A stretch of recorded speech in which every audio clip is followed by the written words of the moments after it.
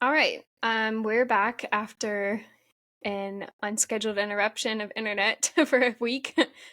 So if you would like to pick up where we think we left off. Sure, yeah. So first of all, I thought this background was way better than my house.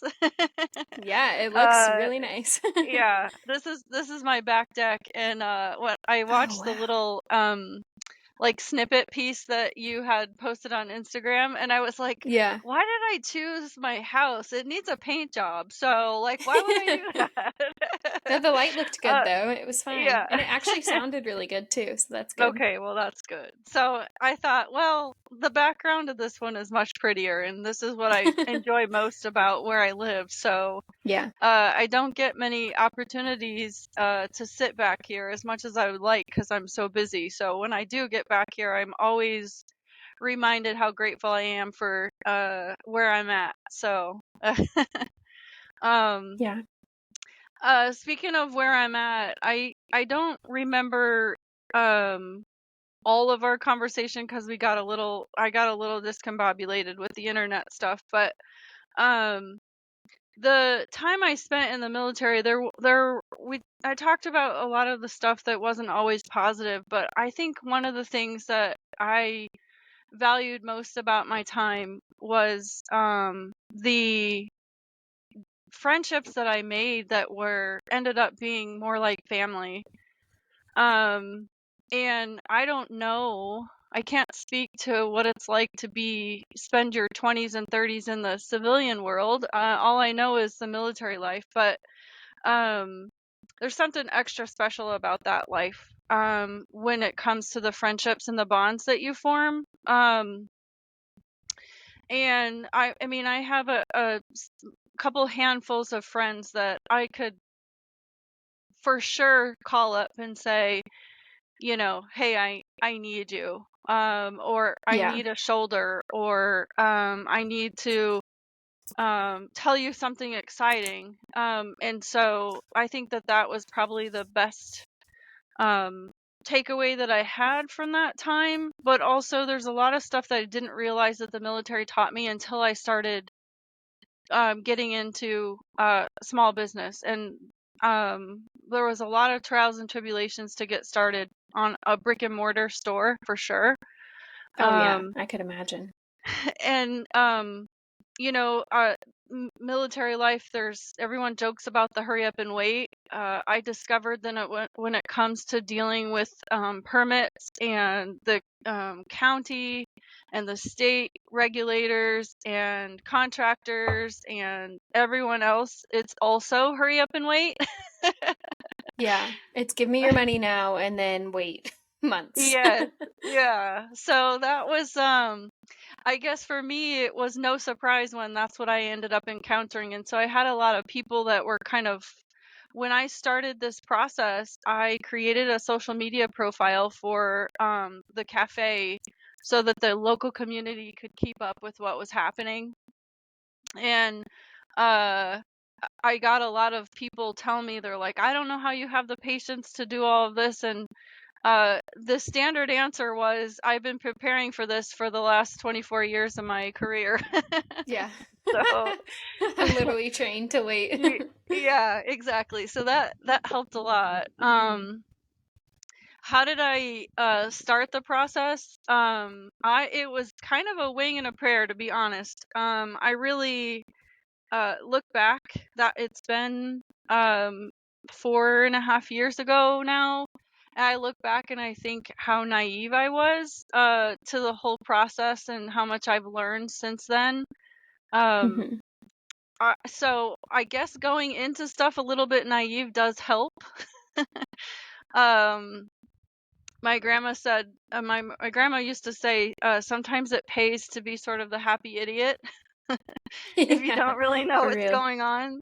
So, when I started it, I was full of excitement and curiosity and all of the positive things.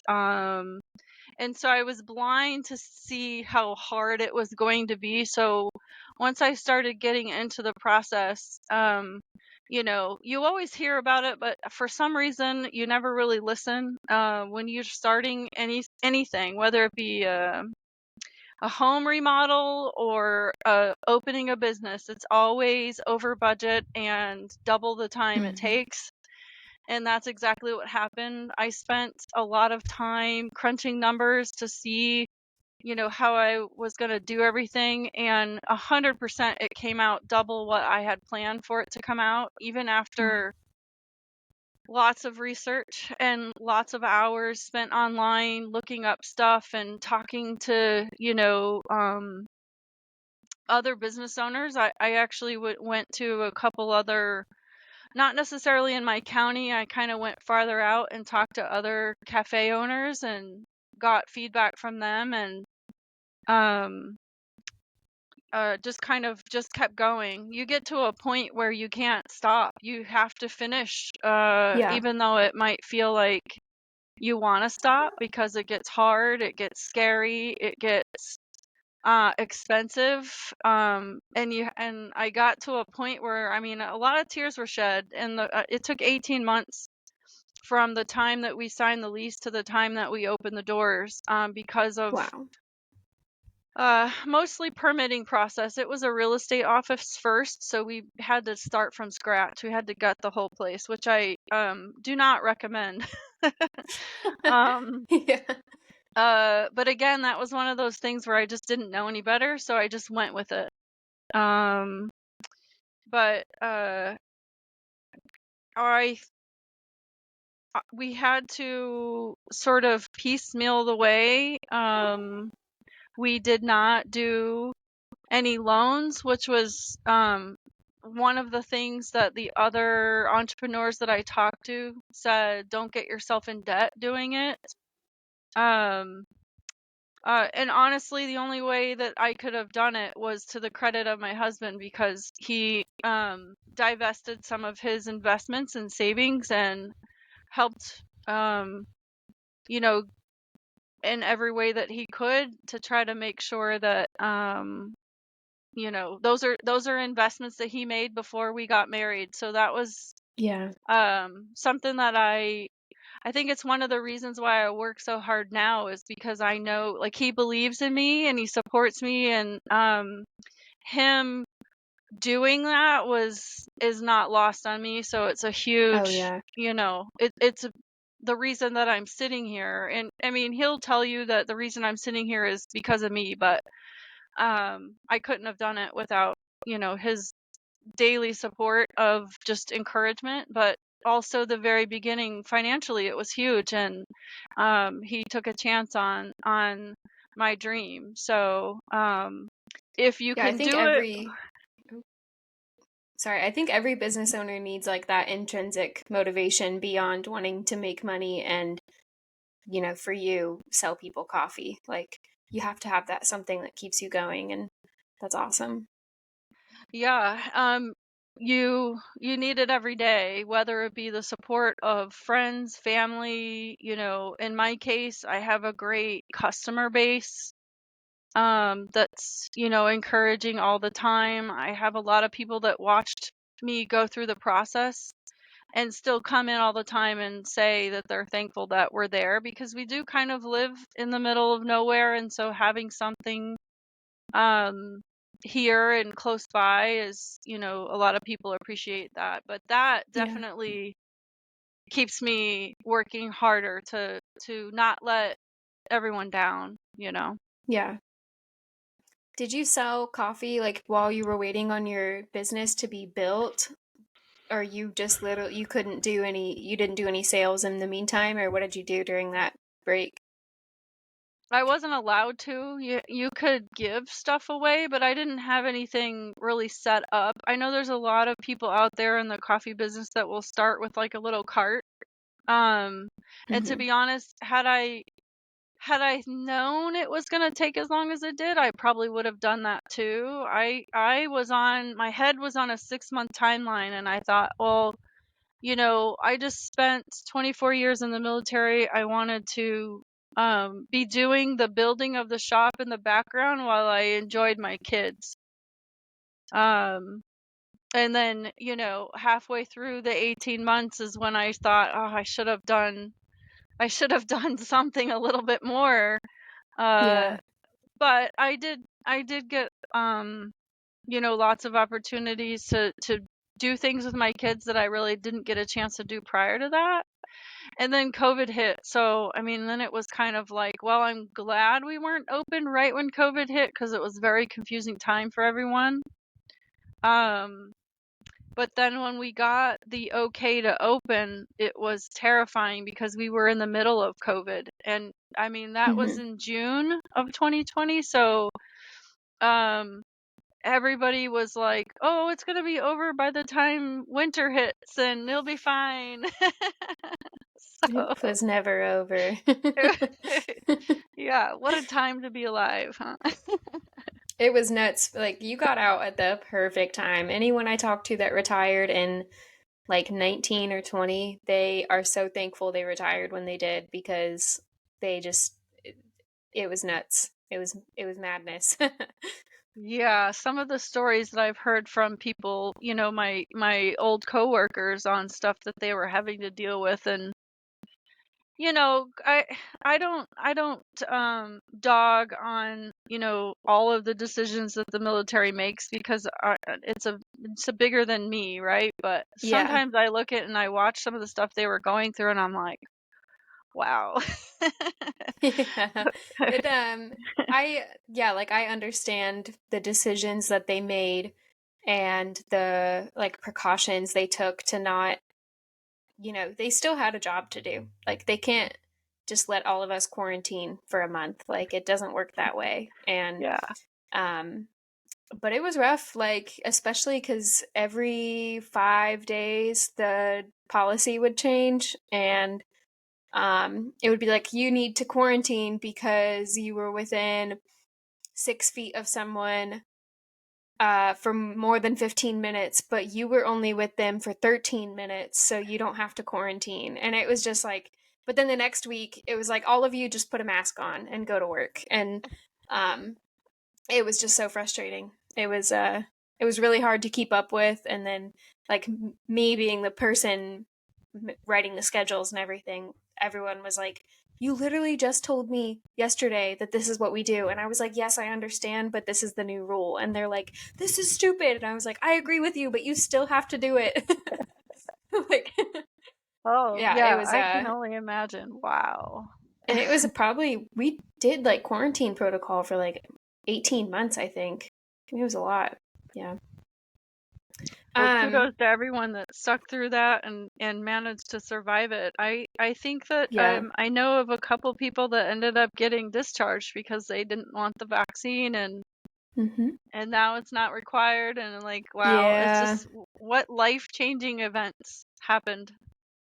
Oh, absolutely. My brother, is in the Army National Guard, and it was a big fuss over there about it, and now it's nothing. Um, and then I couldn't imagine being on, I forget which aircraft carrier it was that was had a huge breakout. Um, and then they all had to pull into Guam, and they took over like every hotel in Guam so that they could quarantine their sailors because did you hear about that? I didn't. No. Wow. Oh, Captain, oh, I think his last name is Crozier, Brett or Brad Crozier. He's like a hero in the Navy. Every sailor loves him because he was basically a whistleblower. He um, released like a press statement without the Navy's, like the higher up Navy's approval, saying like we need help. Like COVID is taking over because when you're on a ship, like you're all breathing each other's air, and it's Yeah. 3,000 people, 5,000 on a carrier, I think. Like, just they had like half the ship had COVID, and they were like, we need to quarantine our people. And so he released like a news article about it, and it blew up on like social media and everything, and obviously throughout the whole Navy. So the ship pulled into Guam. Every sailor got their own hotel room, and they were quarantined. And um, then they went back on the ship, and COVID broke out again, and they had to do it again. So Wow, then, I can't believe I missed that. Wow. oh, it was insane. Yeah. And a few people that I was stationed with were on that, and seeing them like vent on Facebook, no one had any like filter when it came to complaining about that. It was nuts. And the captain got relieved of duty, probably retired, I'm not quite sure. And he ended up writing a book about that situation and like just leadership in general, standing up for what you believe, even though it might get you in trouble. And Yeah. so, yeah, everyone loves him in the Navy, or at Wow, least that's the crazy. enlisted. Yeah. Yeah, for sure. I can imagine. Yeah, that Hmm. I it sounds like that was the right decision. That's what integrity looks like, right? Yeah.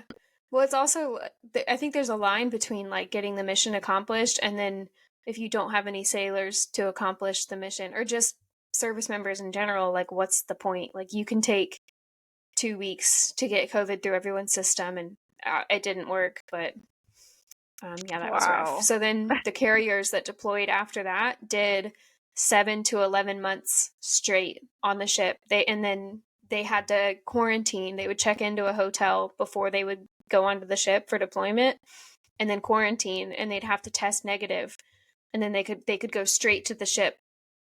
Um, and then they weren't allowed to leave, and they stayed out on the water for the entire deployment, Oh, God. and that sucked. Yeah, I'm glad I Yeah. wasn't there. No I was just working a kidding. lot. Yeah. I remember thinking about like I used to have a couple of friends that I knew through other people that were on the nuke subs. Hmm. And I remember thinking about, I wonder what they're doing because that's like intense. So Yeah. I can't believe I missed that. Oh, I couldn't imagine doing a submarine, or even we call them small boys, like any of the ships that aren't an aircraft carrier or an amphib, which is like a baby carrier. Because you at least have space and like fresh air to roam around in. But on Yeah. those small, like a destroyer or a cruiser, you don't really have the space like that. That would be miserable. Well, thank goodness that those guys are had somebody. Yeah. Well, things are back to normal now, for the most part. I think that's good. Yeah. Um, we went way off topic, but going back to starting your business and how you didn't have any, like you didn't seek any financial assistance. Did you ever look into like the grants that they offer military business owners, especially like female? Or I did. I connected with the SBA, the veterans branch of the Mhm. SBA, and basically what I got told was is unless you're getting into government contracting, there's really not anything out there. And the advice I got from the person that I was talking to basically said your best bet is to take out a second mortgage because there's not much else out there for you.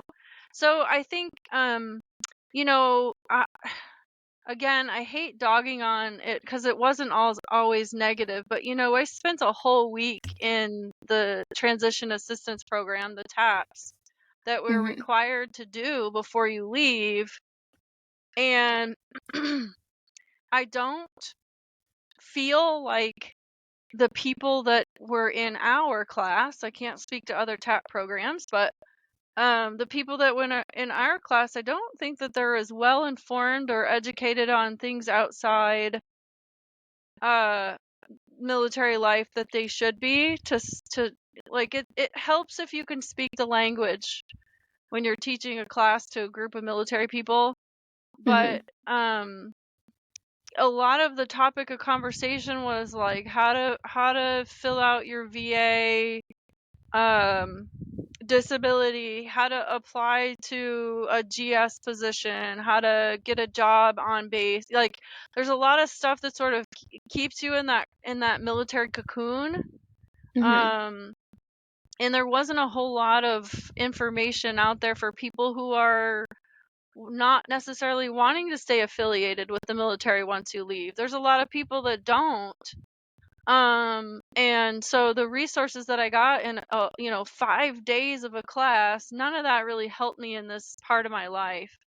Yeah. Um, and then secondary to that, which is why I was so intrigued in being a part of your podcast, is women veterans do not have enough help or resources out there to help you through that transition, whether it's figuring out the next phase of your life or just figuring out how to be a female veteran. Like there's a missing piece, and I'm sure that I speak for many. I know a lot of my friends who've transitioned out, retired, or just got out, whatever the case may be, that you'll be sitting in a conversation with people and it's like everybody feels that, and then it takes one person to say something even remotely close to that, and you just see everyone's eyes light up and go, oh my god, I feel that too. Yeah. And there's not a lot of resources out there, especially in like smaller towns. Most people, myself included, we're not born with a silver spoon in our mouth. So when we join the military, a lot of people come from small towns. Some of them go back to those small towns when they leave, or they go somewhere where there's not necessarily those military friendly resources, and they get lost.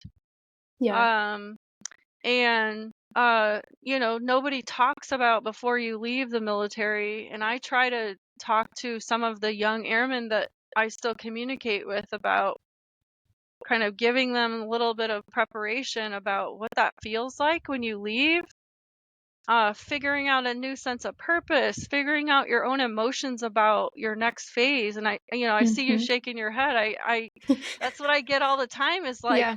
where are those conversation pieces? And if they do exist, nobody I know knows about them. Hmm.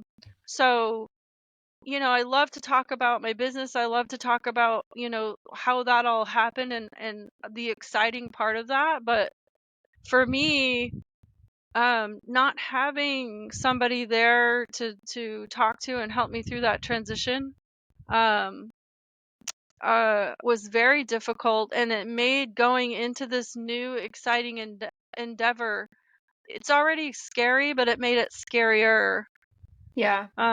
for me. And I do hope that someday, when I'm not as busy building this business, that I can become more involved in stuff like this to help people, especially women, get through that transition phase. Because I will tell you that it was about and maybe COVID played a role in that, but I would say a solid 2 years before I started feeling like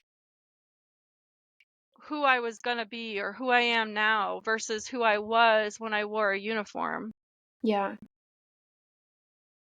I think do you think women have a harder time like telling people that they are a veteran in general? Oh, Yes. Well, first thing, it is hard in some situations, but it's also kind of an annoyance when people don't. My husband was never in the military. He's always lived in California. He went to college and then got a job, and like he just lived a regular life. And people who know about my business in the local area know that it's veteran owned. mm-hmm. Um, but I would tell you, at least 20% of the time, when somebody meets us and they know that it's our business, they will tell him thank you for his service. I love Um, that. Just love it. and I mean, and then my husband just shakes his head. He's like, "It is not me." And so, like, I'm looking forward to a time in our life where people don't make that assumption. Um, but it happens all the time, as people assume it's him, instead of me, and or they're shocked, or like. But I will tell you that, like, it's a coffee shop, so we get a lot of like retired we call it like the old guys club, where they come in and Yeah. they're drinking their coffee and they're gonna solve the world's problems through their conversation, you know. Yeah. Um, Quite a few of them are veterans, and I think I guess the little shiny bright star in the day is I I earned their respect really early. And that was, you know, because we shared that service history. They obviously had, you know, served, some of them, uh, you know, in multiple other wars or whatever. And so I did garner respect from them pretty immediately when they figured out that I was the veteran, and that was kind of nice. And it was almost like we felt there was a sense of camaraderie immediately. But if Yeah. someone doesn't have that military background, it's more difficult. Mhm. Um, so I don't know that I'm not embarrassed to say I'm a veteran. I just feel like I don't. I think regardless if you're male or female, when people thank you for your service, it's always awkward. Yeah. You know, I for Mhm. the longest time I never knew what to say in response. And somebody older and wiser than me just said, "Why don't you just say you're welcome or my pleasure or thank you?" And I'm Yeah. like, "'Cause it feels weird." Um, but I do know that being a veteran and then like talking to people about it a little bit is difficult because um I mean, what do you say to people? How do you describe what that life was like? And Mhm. for most people, they probably don't even really care, Yeah. you know? I dread that conversation. Like, I think the reason I don't tell people I'm a veteran when I'm like out in public is because I don't want to talk to you about it. I'm also like fresh out, so I'm just ready to like move on with my life away and not be associated with the military for a bit. But you know, like in the Navy, being a chief is like a really big like fraternity, and it's a big deal. Like if you see someone wearing like the chief anchor out in town, like on a hat or a pin or something, you typically would like go up and say like, "Hey, brother or sister," or and just kind of create that bond. Kind of like how, I don't know if you're familiar with like Freemasons, they all Hmm. wear it somewhere, Yeah. and I just see them and I'm like, nope, I'm not. I'm not talking to you. But it's also like awkward. Like, do I just go up and be like, "Hey, brother"? Like, you know, it's just eh, it's really uncomfortable, and especially being a woman, like I see men do it all the time and don't have an issue, but I think that everyone, it's still like human nature for people to see a woman, regardless of like a chief or just even a veteran, to be like, "Yeah, I was in the military too." And you almost have to like convince them that you were, and they Oh, have to like do a yeah, double take. Yeah. I And can it's just, if a appreciate guy that. said it, yeah, if a guy said it, it would just be, they would just take it. But you have to work like a little harder to prove that you were a veteran. And I just would rather not. I don't have anything to prove.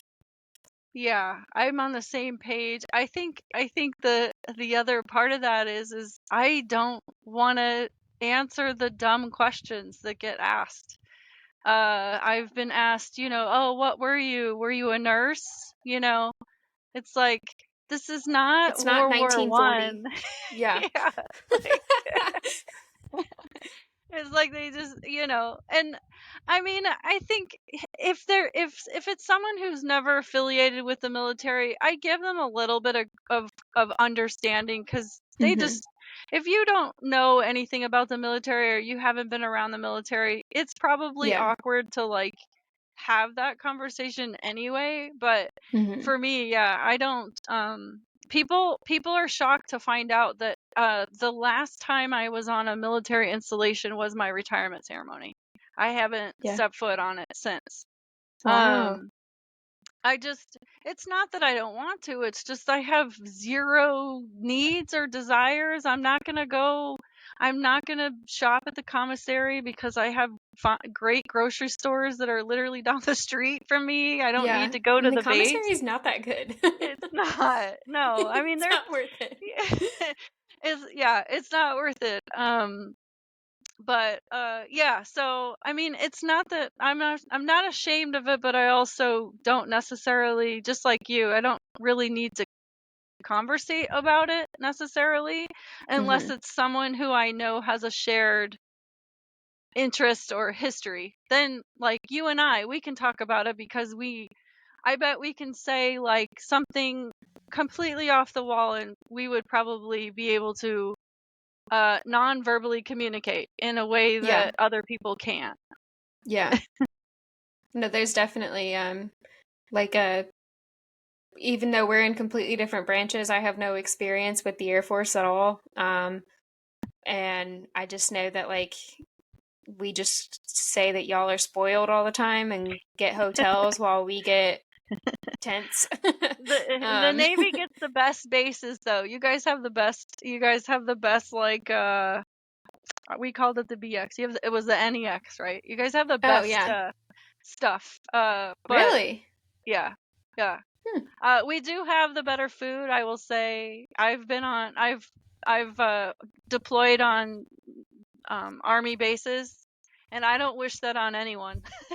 Oh no, the Army So, is just they aren't even in the competition. God, I always, when somebody tells me they were in the army, I just say I'm so sorry. Only not a dog on them. It's because I feel like they don't treat their people well, at least from my No, perspective. no, not at all. Um, they should Have you be ever treated seen much better.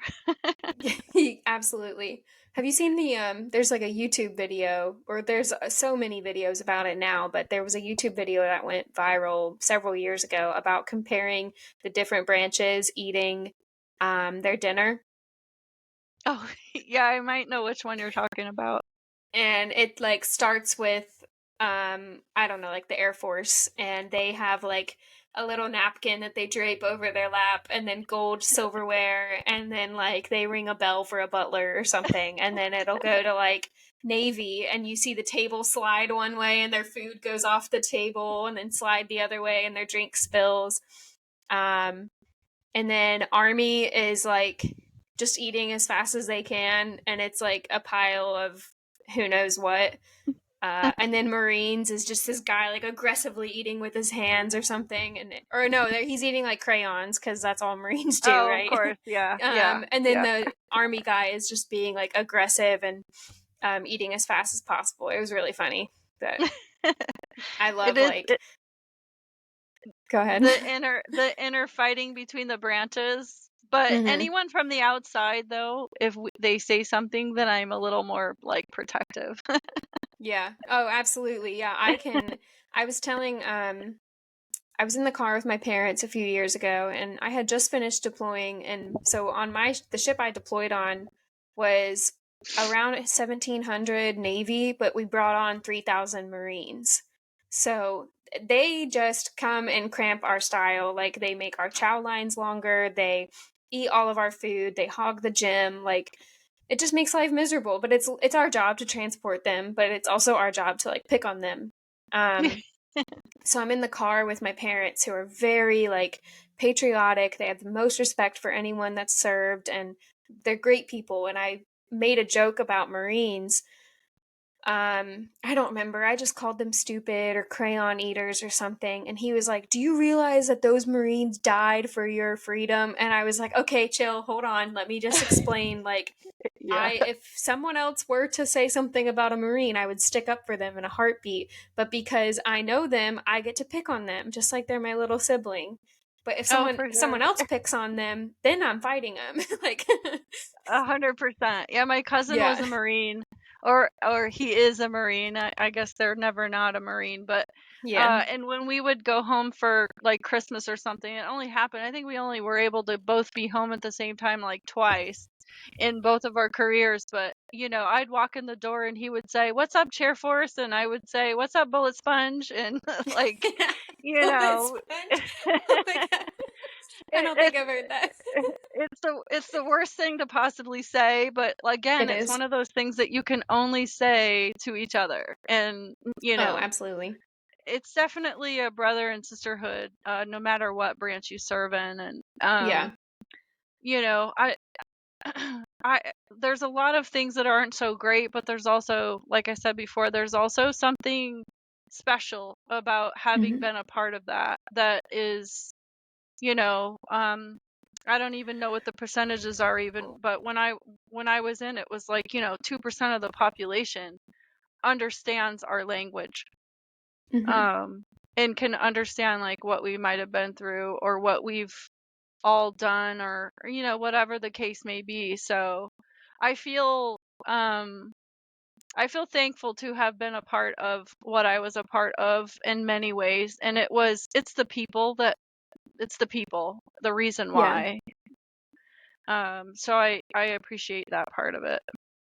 Yeah, absolutely. I left the Navy for a few reasons, but you when you're on your way out, you just think about all the bad times. And I was I think about 3 months out from my separation date, and I just started to panic, like, oh my God, what am I doing with my life? Is this the right decision? And just thinking about, like, do I really want to re-enlist? Like, it would be safe. And Mhm. um but I had to remind myself of, like, the negative times. And Yeah. but now that I'm out and looking back, I remember the good stuff. I miss the fun times. And I've made some friends for life. Like, all of my whole circle are veterans, and Mhm. there's no other way I'd rather have it. It's awesome. I had something else I was going to touch on. I don't remember. Um, what, like, advice would you give when you talked about like women struggling to, like, find themselves kind of all over again when they leave the military? Is there anything that, like, you wish you could tell people when they're out, or I guess just advice on what they can do to, like, ease the shock? Um, that's kind of difficult because I think everyone leaves the military for various reasons. Sometimes it's unplanned, or it's a quick transition. So in those cases, it's a little difficult. But if you know that you are going to be not reenlisting, if you know that you're going to be leaving, um, I guess start figuring out, if you have the ability, start building your circle outside the base. Um which again, it's difficult because some people don't stay where they got out. I stayed, and had I really thought about it, I would have started to build my circle before I left. Um because I mean, the biggest thing is there's two big things that happened when I transitioned. One of them was I went from being an interim squadron superintendent, which I was basically side by side with the squadron commander, and so I was important, loosely speaking. Yeah. And I was in a position where people, whether they liked me or not, they had to at least listen to what I had to say. Um, and there's a certain way that we all communicate. And going from that to home and not really understanding what my new sense of purpose was. It was difficult because I didn't go right into another job, which probably would have helped somewhat because I would have been able to find a new purpose and a new circle. But I think I've spoken to people who have gotten like civilian jobs, when they left, and even in those jobs, they felt really lonely. Yeah. So sense of purpose and loneliness are the two biggest issues. Never mind the, dealing with whatever, extra stuff that many of us, whether it be PTSD or, which is a good portion of us. especially those of us who've, lived through the conflict that we've lived through the last 20 years. And then just like preparing yourself for what that transition looks like for each person. Try to build your circle, try to educate yourself on what resources are out there. I would not recommend, I don't personally, this is only my personal experience. The resources that you need are not on base. They're not. The people on base only know the life that you know. Yeah. So they can't, if you have somebody that's telling you what the transition into the civilian life looks like and they still work on base, they don't know what it's really like. They don't have the same understanding. You need to talk to Mhm. people who are not affiliated with the base, or have been distant enough for a long enough time to have figured that stuff out. Those are the people Yeah. that you need to talk to about figuring out how to do that transition. Yes, there are lots of resources on base. We get that drilled into our head all the time about you have all these resources. But I kind of look at it from the same perspective of the psychologists out there that write books and tell you how to raise children and they don't have children. Mhm. It's like you can't, before I had kids, there's no way I could have told anybody what it's like to have children. So, Yeah. if I would have started speaking to that, you would have thought I was nuts. It's like, what do you know about kids? You don't have any. It's the same Mhm. thing. What do you know about the transition? You never actually transitioned. Yes, you don't wear the uniform anymore, but you still work on base. You still service military people. You're still around people who speak the same language as you. You need to Mhm. talk to people who are away from that because it's a whole nother language you have to learn to speak. And as Oh, a female absolutely. veteran, there's also that second piece where I think we talked about this in the last segment, where it's like, put me in a room full of military guys and I can speak the language and I can probably hold a conversation with them just fine. Put Yeah. me in a room with civilian women that have different life experiences and I am mute. I have no idea what to say without sounding stupid, Oh, same. or Yeah. like that it's not the same. And Mhm. so that's why I said that if you can start working on your circle of people, your tribe, if you will, Yeah. outside the base, that's going to help you probably the most. Mhm. I think uh, a big reason I started this podcast was because I was like, I need a hobby now because my hobby was photography. And now that that's my full time job, I am like, I need something to consume my time or I am going to go nuts. Like, I don't have a huge friend group here. Most of my friends are veterans or still in the military that all live all over the country. And so most of my communication is digital. And I was like, you know what? Let's make friends with every female veteran that's ran a business before. Let's try it. um, I but think that's that, so cool. yeah, it's made more work for me, but it's kind of like a little passion project. And, no one is expecting anything from me, and if no one likes it, that's fine, but it's my hobby. And it's really cool to like just I think like even just interviewing people is helping me like learn how to not talk to someone not in the military, even though you're veterans. It's you guys have all transitioned too, so I completely agree with that, like finding your circle, and it can be through a podcast or it can be through your next door neighbors. hmm I think it's so cool what you're doing. And I'm thankful to be a part of it. So thank you for Good. inviting me to be a part of it. That was super cool.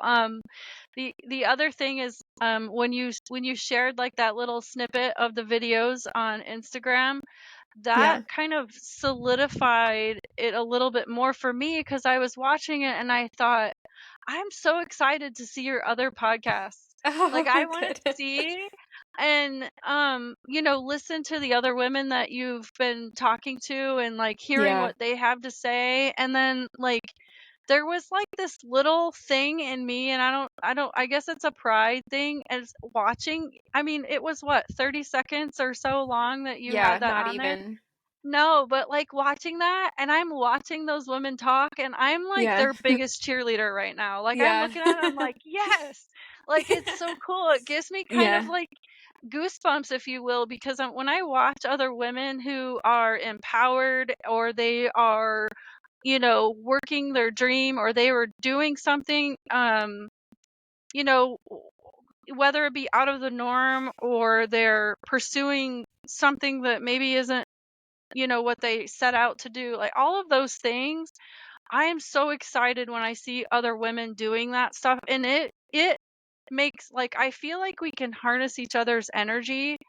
And like I said, that 30-second little video you put, I felt a burst of energy just Oh, looking at good. it, going, like, without getting emotional about it, but it's like there are other people like me out there that are just putting one foot in front of the other, trying to figure this whole Mhm. thing out. And Mhm. they're doing it, like, they're Yeah. rocking it. And so, to all the other women you're interviewing, here, you got a fan right here, whatever it is you're doing. Good for you. I'm proud of you.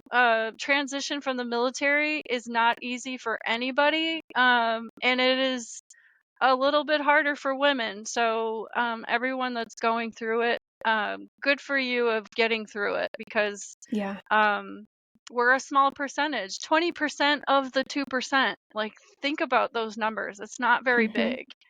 But it's So I'm also excited like to see what 1 you're in doing. 5. Oh, thank you. I think we like don't give ourselves enough credit sometimes too, because 20%, like that's a big number still. Like if you were in a room with 5 people, one of them's gonna be a girl. And Yeah. it just um people that don't have experience with the military like don't realize how common it is to have women there and literally like every job now too. It's pretty freaking awesome. Oh, for Um sure. Yeah. yeah. To wrap this up, now that we've basically done 2 episodes, your I know. episode's I'm going to be so sorry. long. um Sorry to so everyone that has to hear my voice. maybe I'll do we'll just leave it like an extra bonus video. There you Okay, go. the last 2 questions I ask everyone are, what advice would you give to a woman that is thinking about joining the military? And then what advice would you give to a woman that is thinking about starting a business? If you're thinking about joining the military, I would say that, I only know what I was. I was a very shy, meek girl before I joined the military, and whether or not I liked it all the time, it made me a strong woman. And I'm raising 2 stepdaughters that I am showing them what a strong woman looks like. Um, I will note their mother has passed away, so it's not like their mother's not strong, but she's not here. So, Yeah. uh, my experience through the military, good, bad, or indifferent, made me strong. So if you are weak, like not weak, but if you are shy or timid, silly. If you are shy or timid, like you can still do lots of stuff. Mm-hmm. Um, and you can grow and be strong, and you can do just about everything anyone else can do. So if you feel Absolutely. passionate about joining the military, do your homework, talk to a lot of people, make sure you're joining the right branch Mm-hmm. that's best suited for you. And hopefully you can, you know, uh, come in on a guaranteed job that you want.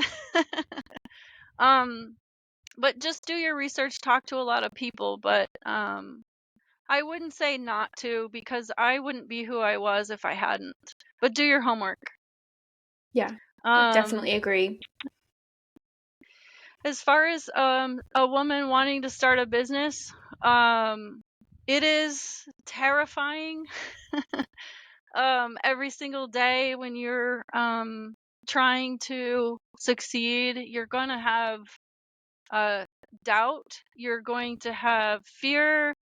Um, but if you're passionate about whatever it is that you're going to start, it's another thing of do your homework.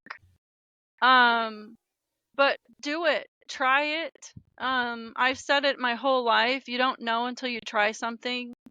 And if you fail, at least you have your answer. If you don't try, and you'll never know. So if you're passionate about something, continue to do your homework, find a good support system because you're going to need it. The second part of that is if you are a friend or a family member of somebody who's trying to pursue a dream of starting their business, support them and encourage them in the same way that you would shopping at your favorite department store, or in my case, I sell coffee, so I would not have a coffee business if it wasn't for Starbucks, so it's not like I hate them. But if your friend is opening up a coffee shop, like, support their coffee. Don't, like, Yeah. walk in with your Starbucks cup because that It looks so um nice in here. yeah, it's happened. So I'm sure. but support your friend, but also the person that's wanting to start the business. If someone is telling you things that you might not be thinking about and it's not necessarily encouraging, maybe it feels negative, you should still listen, because they're going to come at it from a perspective that you might not be thinking about. You have rose-colored glasses because you think, it's going to be so cool. I'm going to start this cool coffee shop. Then I'm going to be able to invite acoustic people to come play their music. I'm going to have cool art. So, like, rose-colored glasses is great, and you need that to Yeah. find your passion. But Hmm. if someone's telling you some things that you might not want to hear, you just understand and appreciate that they care about you, that they are just trying to help you, Yeah. and just listen. Whether or not you take their advice or whatever is, it doesn't matter. But just know that it's coming from a good place for them. It's not because they don't support you. Um, Absolutely. I had some family members that were questioning me, and I did not receive it well because I was so excited and so passionate, and it felt like they were popping my balloon. And now when I look back and I think that came from a place of love, Hmm. and support. So, do what makes you feel good. Even it's gonna be scary. It's gonna be um exciting at the same time. But if you do your homework, no matter what, and learn all you can, and remember that you're always gonna be learning. Yeah. Um, it's you can do it. Absolutely. Do you have any like I know I said those are my last two questions, but because you mentioned learning, do you have any like resources or books that you recommend? I love reading business books. Um, so I didn't necessarily have a lot of business books. I mean, there were some coffee related books that I read that were from people Hmm. who did research on that. But and this might just have been because of my leadership position in the military, but I really think that a lot of the leadership books that I read, Stephen Covey, and everyone sort of like him, and then oh my gosh, I forgot. There's a really, really smart, um, you see him everywhere. I'll think of it in a second. But leadership books are important. I think that even if you can, you know, skim through it, or listen to it on a podcast. um, Focusing on leadership is important because unless you are the only person that's going to be working for you in your business, um, learning how to be a good leader to the people that work for you is very important, because, again, I'm only speaking from my own personal experience. I cannot do my business without my staff. And if you Yeah. don't treat them with the respect and appreciation that they deserve, they're going to leave because it's just a job for them. It's your passion, it's your life. And if you don't know how to handle that as in a leadership form, a lot of people, you always hear, it doesn't take much to be a manager, but it takes a lot to be a leader. So finding resources out there that teach you how to be a leader helps you in more ways than just managing your staff, but also as an entrepreneur, you're going to be dealing with a lot of other entities. You're going to be speaking with utility companies. You're going to be speaking, with landlords. You're going to be speaking Yeah. with people at the county. Whatever job or whatever business you're building, you're going to be speaking to other entrepreneurs, Mm-hmm. other highly intelligent people, and being able to know how to communicate with them effectively is going to Oh help your yeah. business. Mm-hmm. And I can speak to I don't have any like employees because it's just me. Like I'm the only photographer in my business, but even there are so many leadership lessons that I got from the military that transferred over to running a business because at some point you're going to hire someone to help you. And whether or not, like, I just recently talked to a bookkeeper and then someone to manage my Pinterest, which is a big deal for having a visual job, is running a Pinterest account.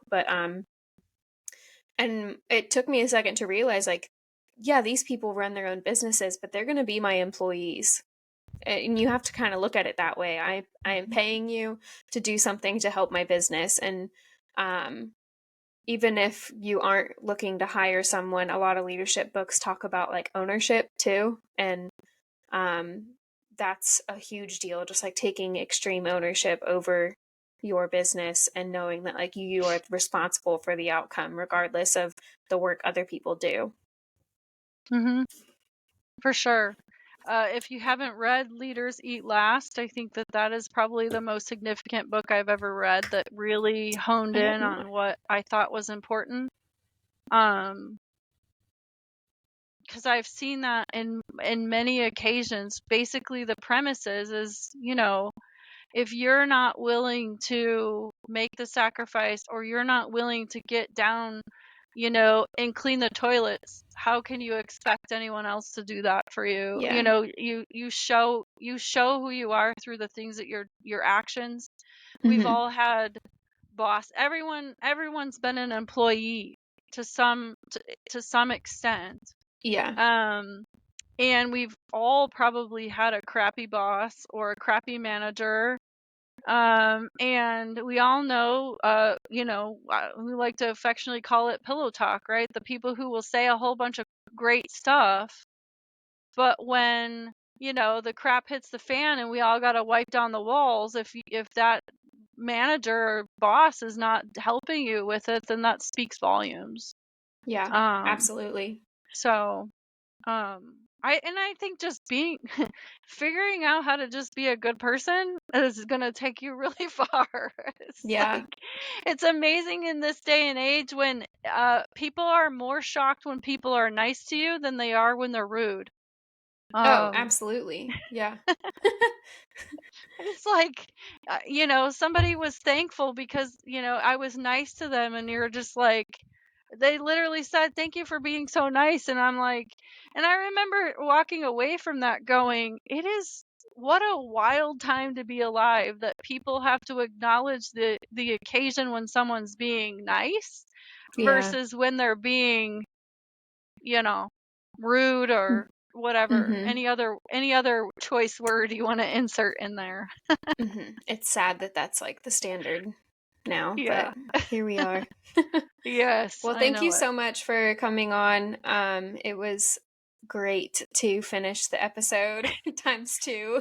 Yes, um, yeah. okay, where can people like follow you, your business? Do you have a website? What can you share? And I'll put it in the notes too. But where can people Sh- find you online? sure. Our website is called Java Dream, PV, like Penn Valley, .com. We are Java Dream on Instagram and Facebook. Um, uh, when you Google it, most cases it's one of the first thing that pops up, so it should be fairly easy to find. Cool. And we do ship coffee pretty much anywhere that allows us to ship coffee. There's a few places that we can't because of the, coffee is an agricultural product, so you have to be, there's certain places that we can't send it. But um even if you just do a like or a follow, we appreciate that. Help us with the algorithms. It's always nice when you can tell that a lot of people have looked at your content. Yeah. My staff is pushing hard for me to do a TikTok. I'm no good at that, so I kind of let them run with it a little bit. This is probably the most anyone will ever see my face when I talk. I hate this part of the business. I like to be in the background making stuff happen. In Yeah. fact, a lot of my content I tend to show my staff more than anything else. And of course, our coffee and such. But being in the forefront like this is a little uncomfortable for me, but I think it's important to try to help. We're just a small cafe. We did sign a lease on our second one, so I'm hoping Oh, that at congrats. least in our little region we'll be a name that we know, at least on our little corner of California. That is awesome. Congratulations. Thank you. Okay. Well, I, thank you so much, Stephanie, and yes, thank you take for care. giving me the opportunity to talk. I appreciate it. It Uh, was very nice to meet you. of course, you too. Bye.